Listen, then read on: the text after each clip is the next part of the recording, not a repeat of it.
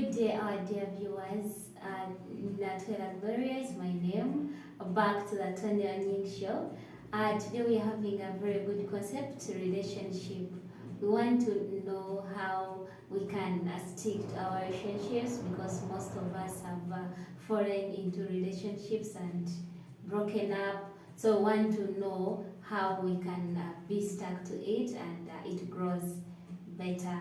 So with me today we are having Tony Onying, the relationship expert, if I may say. He's going to take us through what a healthy relationship means. Tony is a banker, he's a CEO, Python Consults Africa Limited.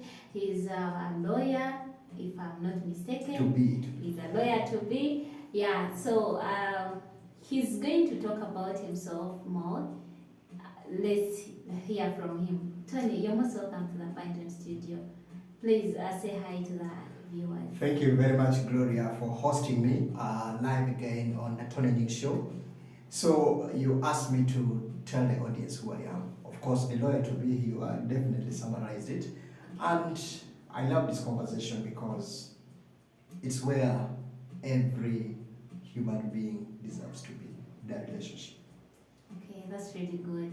So you can proceed and tell us what a healthy relationship means. Well, a healthy relationship in a nutshell is that kind of a relationship where there is growth. It's a relationship where both parties benefit and there's peace of mind, there's joy, but also there's definitely war. Okay, we're eager to hear about that war. So you talked about relationship. Yes. And some of us might be single. Well, some of us might be in relationship. But is it a healthy thing to be single? Gloria, that's interesting. There was a time I posted something on my LinkedIn account discussing the aspect of whether it's positive to be single. You see, there are two things here. We have people who are in relationships, but they are not comfortable. That's a kind of person that you ask, hey, how are you? What's your status? And looking at the environment, they are ashamed to declare that they're in a relationship. Yeah. But one thing I'll tell you is this. You need to be proud of who you are. You need to have somebody that you are accountable to. And today's case, I'm talking about the boy-girl relationship, to be specific. So think about you, Gloria, having that person you always call to share your problems with, to share your challenges with. That person you trust. That person may not really be such a solution provider to you, but someone you can always lean on. So my perception is that it's important to have people in our lives that really care about us. It's important to be proud of having a partner, because from where I sit, relationship help us grow. Having someone you can share challenges with, share good moments with, celebrate the times of good times, celebrate the times of achievements, and also be together when there is that task to look up to. So Tony, you want to tell us that being single is not health? Being single is good, but I wouldn't call it healthy. Okay. Gloria, think about that moment as a girl. You wake up in the morning, you go do all the chores in the day. The only thing that you have around you is your friends that you call.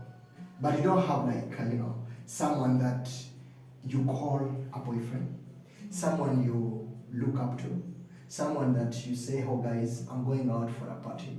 And in the event that something happens, you don't have that one person that you are accountable to, or that one person who will come out and save you in the event of something. So I'll leave it back to you. Do you want to be the kind of person who wants to call different men, or you want to be a kind of a guy who wants to look up to different girls? Which one works for you? It is a food for thought. Okay. Because by the time you're still rolling around, hey, let me call John today, let me call Peter tomorrow, in your mind, do you really think spiritually you're even doing the right thing? It's a conscious question. Well, important question. Then you said it's not, you may not call it healthy, but some people we find out that most people fear to be in love. Why do you think that happens? Well, regarding love affairs, I'll tell you one thing. You see, people learn from each other. We Yeah. have the environment. People listen to others. A girl says, no, I can never be in a relationship because my friend was heartbroken. They were together in a relationship for 3 years, and then eventually this guy moved on. Now, at the end of the day, the issue is when you face such situations where you've been in love with this guy and eventually the guy moves on, do you also move on? If you hear that this guy has been cheating on you, do you also revenge by beginning to cheat on him? You see, at the end of the day, when people fall in love, they are all not perfect. They all have differences in their characters. But God is not a stupid God. What He's going to do is, He's going to give you a partner that has some strength that overpower yours. Now, as this man is playing around, God will make sure that He comforts you to remain decent. And what will happen? Instead of confronting this man and saying, hey, stop what you're doing, what happens? This man will become ashamed eventually of his acts, and by the way you're treating him, he will have to look back and eventually someday turn back to you. I know it may be a really, really long time, but to be honest, people are fearing to fall in love because they do not have that guidance. The moment they hear that so and so fell out badly, they also don't want to go to. If they hear their peer groups telling them, hey, look, if a guy plays, you also show them you can play them. Our biological mixes are very different. You see, a guy will play about and may not get the same impact. A girl will play about, you will not get the same impact. The reputational fence between the two are totally different. Tony, wait. So you want to tell me that it's kind of good for boys or for men to play around, not for girls? No, that's not the point. But the issue is this. I'm trying to rebuke the aspect of vengeance. Okay. When you learn that your partner was messing up, or somebody told you that guys have been doing this, boys have been doing this, no, don't do the same. The community judges us differently. That's the truth. A community looking at a woman who is playing around with men is going to be given a more vulnerable treatment than a man who is playing. This is a community. This is a culture. You get it? But the question is, how do we make sure that we override that aspect? By being smarter. You see, as a man, I won't decline. I've been in that kind of gap before. But relationship is like getting a man who is a drunkard. And you have this woman who doesn't drink. Are you going to come back home and kiss her when you're smelling alcohol and yet she doesn't? How are you going to feel? You are human. You can't lie to us that you do not have that other sense that tells you what you're doing to this person is good. So to be honest, it's good to be in love, and it's important to grow our relationships. Let's learn from the weaknesses we have in our partners and try to make sure that out of our characters we make our partners to develop what we want them to be. Okay, so thank you so much, Tony. We've seen how people fear to be in love, and we realize that some of our viewers might be in love, of which some of us or some of them are seeing it's on a verge of breaking. So how can they make it work? First of all, mind your peer crew. Okay. Mind the people that you relate with. Avoid staying in a relationship with friends who discourage you. You know, think of a situation, Gloria, where you are discussing how your guy is playing you, you think is falling in for this girl, and eventually your good friends are not going to tell you to break away. Good friends won't tell you that's who men are. Good friends are not going to tell you just eat his money and go. Good friends are going to ask you, do you love him? Does he love you? What has he done for you? They are going to advise you. They are literally going to counsel you. You get it? So if you have friends who can counsel you, however bad your relationship is, however much there is a feeling that the man has moved on, they are going to give you courage to remain a woman that they know of you to be. Because the decision you make that day, Gloria, those friends are going to either stay with you or move away from you, because they will have weakened you and weakened the relationship. So the most important thing is mind the peer you stay with. Okay. It's very, very crucial. That's very important. Also, in that, you've now talked about, you brought in friends. Yes. So, can we take it to the side of parents? Do they also play a very big role in our relationships as Yeah, youth? yeah. Well, remember when we are getting married, introduction, I don't know how it is in the British culture, the American culture, but looking at it from the Africa side of it, what happens is during the marriage ceremony, both parents are there. Okay, yeah. Parents who have groomed their children so well, there's a way they celebrate this child. It's not by the amount of the dowry they ask for. They may not even ask for the dowry. You know, it's ironical that a parent who has not groomed their child well is likely to ask for millions of money during the marriage. Yet this parent who has groomed their child in a manner that this child will become a continuity of a good generation will tell you, no, it's okay, just give us what you have. That's the difference. Now, what is the role of parents? Again, it will take us on two perspectives. We look at the poor parents and then the rich.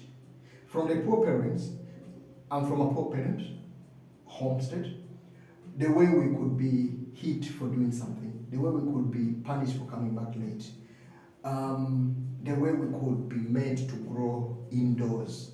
Sometimes it may be free range, but within a certain cycle. You realize that we don't get exposed to certain things, except the beatings and also, Yeah. what to do right and what not to do. That's the growing we get. Then when you look on the other side of the family, these parents, they are the middle class. The children learn from technology, they learn from watching TV, they learn from the movies and all those kind of things. At the end of the day, these children's behavior are more reflective on what they're watching on the movies, while these ones that are a little bit not so exposed, even if they have the TVs at home, there is a control. Yeah. Now, parenting, there are two kinds of environment. There is the digital environment, which is characterized by the televisions and all those gadgets that we have, and now the parents don't monitor them completely. The child is there on TV watching something, and then tomorrow they are coming out very different. This is not what your culture groomed them to be. While the other ones are struggling every day, mining, extracting gold, and all those kind of things. So as parents, I think it's very important that when you look at yourself and what you do, ask yourself what kind of child you want to become of your daughter or son tomorrow. So you have a very important role to play from the time they are born to the time they grow up. Don't say that this child is still young. I will start grooming them when they reach 18 years. So, Tony, which age do you think is good for the youth to be in a relationship? For starters, again, I'd go back to the parenting. You see, a good parenting will eventually help the child to know at what point to do what. We can say at 10, we can say at 12, we can say at 15, people are attracted to people. You get it. So at whatsoever point, I can say 18 years, I can say 20, but at the end of the day, the way the child is groomed at home will determine at what point they can make the right decision. A child can get into a relationship at any stage. You've seen these things in kindergartens, you've seen these things in primary schools. They are human, meaning they have a sense of identity and a sense of passion at whatsoever point. But again, parenting becomes the sole contributor to the decision a child takes at what stage. Okay, that's a very good one, Tony. Thank you so much. What message do you give our dear viewers? Because from your perspective or from our viewers' perspective, we may think that parents have to play a very big role in our relationship, and of which is true from the way you've explained it. And we've seen some students, like if I may talk about myself, I started being in a boarding school when I was in primary 6, of which I couldn't get that time with my parents, to be there with my parents, have talk, what. So most of the time I'll find myself at school. So what do you talk about those students that, or youth that spend most of their time in schools than homes? There are two types of families from the way I grew up. There is the primary family, which is your daddy and mommy, and then the secondary family, which is the school. Yeah.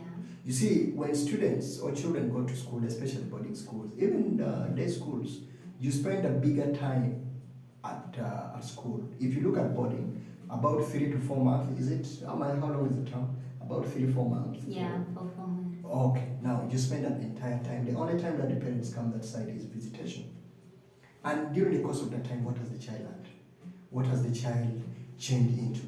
When this child comes back home from school, how much time does the parent spend with this child to try to monitor the behavior? Has there been some changes? What kind of friends is my child relating with? Which people are they going with out? What kind of conversation is my child engaging in? Are you spending more time with this child? This child used to go to the kitchen with the mom. Is he still going to the kitchen?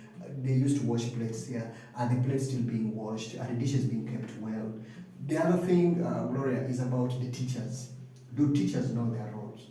As teachers, when these children are in your hands, what you need to remember is that you are the new parents. So the way these children come back home will be dependent on how much values you've inculcated in them. Yeah. But the moment they come back wicked, it will also give the reputation of your school.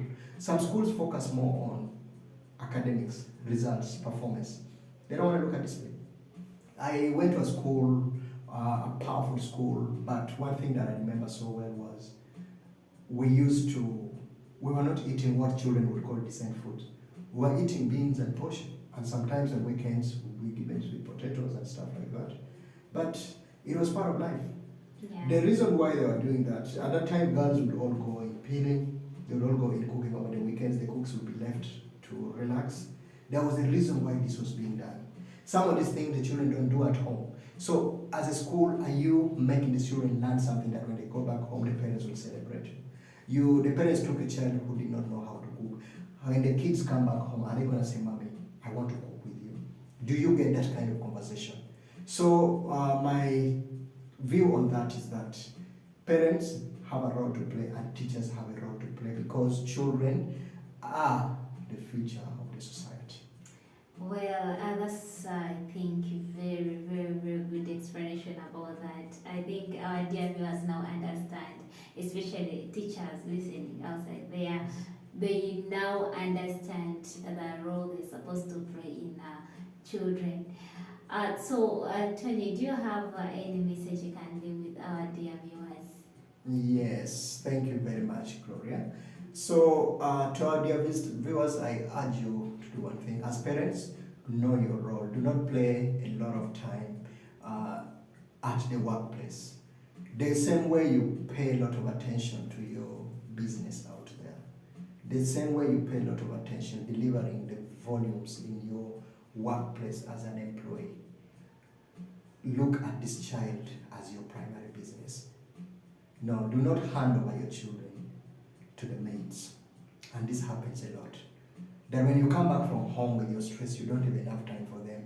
You don't pretend to sing for them bedtime stories when you don't even understand the stories that you're singing, telling them. Then another thing is, let's remember our culture.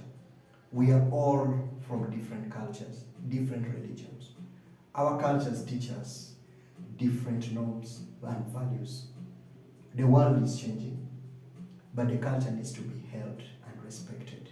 Who else is going to be to blame if not you on the way you bring out that child? So think about it, think about the laws of your country, and as schools also, remember your roles. You are the secondary parents, as I mentioned before. The televisions, the medias, the glorias of this world, we urge you to continue sending those messages to the parents, continue hosting some of these children to the show to come and tell us their stories. I think that will make the world a better place. Well, thank you so much, Tony. Thank you. You mentioned one thing, bedtime stories, but we will talk about that when you come back to the studio. And dear viewers, thank you so much for listening. This has been our topic for today. I will meet you next time. Please don't forget to subscribe and like.